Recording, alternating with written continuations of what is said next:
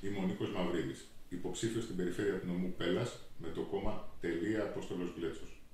Ποτέ δεν ήμουν αδιάφορος για τα κοινά και τα τελευταία χρόνια εμπλέκομαι δυναμικά στην πολιτική ζωή της χώρας μας, πιστεύοντας ότι κάποια πράγματα πρέπει να αλλάξουν.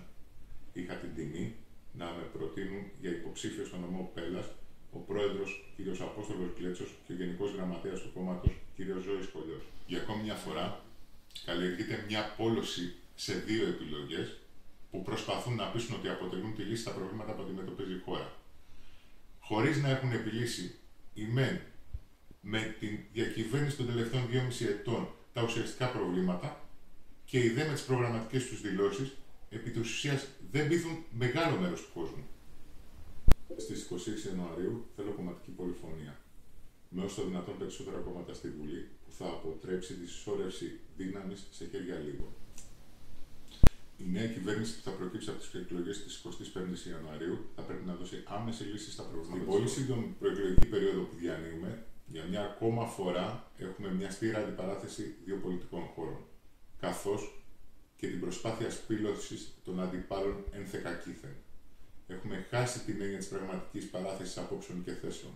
Αναλωνόμαστε σε σχόλια κατώτερα των περιστάσεων της εποχής μας. Σε αυτές τις εκλογές κρίνει το μέλλον των παιδιών μας. Είναι καιρός να σκεφτούμε το δικό του συμφέρον και τα κληροδοτήματα που θα έχουν από μια γενιά που προσπάθησε για το καλύτερο.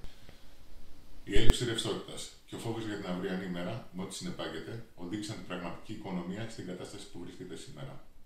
Η γενικευμένη αβεβαιότητα, τα κεφάλαια που έχουν φυγαδευτεί στο εξωτερικό, η απαξίωση του εργατικού δυναμικού, καθώς και η απροθυμία για επενδύσεις από το εξωτερικό, συμβάλλουν στην καθημερινή επιδείνωση της οικονομίας της χώρας. Πέρα από το δίπολο που καλλιεργείται λοιπόν, υπάρχει ο δρόμος της τελείας του Απόστολου Γκλέτσου. Ο μόνος πολιτικός που έχει αποδείξει ότι μπορεί να αλλάξει τα πράγματα, που πέτυχε να τακτοποιήσει τα του Δήμου του και είναι συνεπής σε αυτά που δηλώνει από την αρχή της πολιτικής του ενασχόλησης μέχρι σήμερα. Με την είσοδο της τελείας στη Βουλή θα είμαστε θέση να επηρεάσουμε τις αποφάσεις που θα ληφθούν και να συμμετέχουμε ενεργά στη χάραξη νέας στρατηγικής για την έξοδο της Ελλάδας από την κρίση. Η κυβέρνηση που θα προκύψει από τις κάλπες της 25ης Ιανουαρίου θα πρέπει πρώτα να διασφαλίσει την ομαλή λειτουργία του κράτους και να ξεκινήσει την υλοποίηση του σχεδίου επανάκαμψης της ελληνικής οικονομίας. Η κοινωνική πρόνοια στην Ελλάδα της κρίσης υστερεί. Μεγάλη είναι η ανάγκη για καλύτερες υπηρεσίες που θα πρέπει να παρέχει το κράτος στους πιο αδύναμους συμπολίτες μας. Ο πρωτογενής τομέας είναι αυτή τη στιγμή το τρένο το οποίο μπορεί να δώσει λύση στο μεγάλο πρόβλημα της ανεργίας. Οι ξένες επενδύσεις είναι ο δεύτερος τομέας, στον οποίο θα πρέπει να δοθεί ιδιαίτερη σημασία, δημιουργώντας τις κατάλληλες οικονομικές συνθήκες για την προσέλκυση ενδιαφέροντος. Επίσης, η ανάπτυξη του κατάλληλου πλαίσιου φορολόγησης που θα δώσει κίνητρα στους υφιστάμενους επιχειρηματίες να προσλάβουν άνεργους, παρουσιάζεται στο οικονομικό πρόγραμμα της τελείας.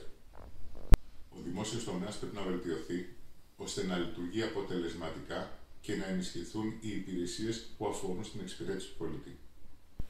Το θέμα της διαφθοράς έχει τεθεί επανειλημμένα από τον πρόεδρο της τελείας Απόστολο Γκλέτσο. Η παραδειγματική τιμωρία δημοσίων λειτουργών που αποδεδειγμένα έχουν συμμετάσχει σε υποθέσεις διαφθοράς θα λειτουργήσει σε εθνικό επίπεδο.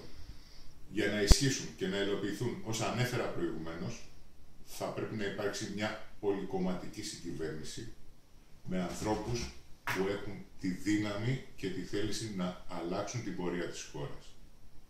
Θα πρέπει για το συμφέρον όλων μας, όλοι οι Έλληνες να ακουστούν μέσα στη Βουλή. Ραντεβού στις 25 Ιανουαρίου στις κάλπες. Ας βάλουμε τελεία στο φαύλο κύκλο.